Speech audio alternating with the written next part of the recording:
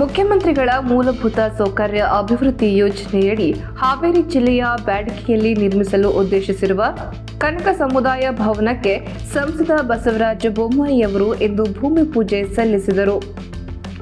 ಶಾಸಕರಾದ ಬಸವರಾಜ ಶಿವಣ್ಣವರ್, ಎಸ್ಆರ್ ಪಾಟೀಲ್ ಸೇರಿದಂತೆ ಸಮುದಾಯದ ಹಲವಾರು ಮುಖಂಡರು ಉಪಸ್ಥಿತರಿದ್ದರು. ಬಳಿಕ ಮಾತನಾಡಿದ ಬಸವರಾಜ ಬೊಮ್ಮಾಯಿಯವರು, ಯಾವುದೇ ಒಂದು ಸಮುದಾಯ ಅಭಿವೃದ್ಧಿಯಾಗಬೇಕಾದರೆ ಶಿಕ್ಷಣ ಸೇರಿದಂತೆ ಇತರ ಮೂಲಭೂತ ಸೌಕರ್ಯಗಳನ್ನು ಕಲ್ಪಿಸುವುದು ಅತ್ಯಗತ್ಯವಾಗಿದೆ.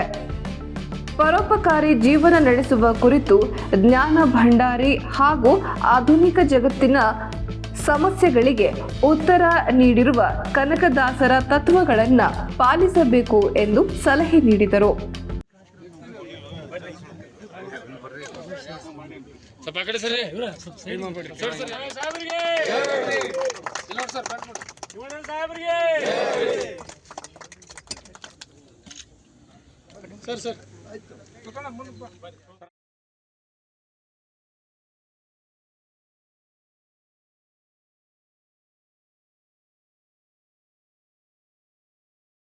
ಕನಕದಾಸರಂದ್ರೇನು? ಜ್ಞಾನದ ಭಂಡಾರ.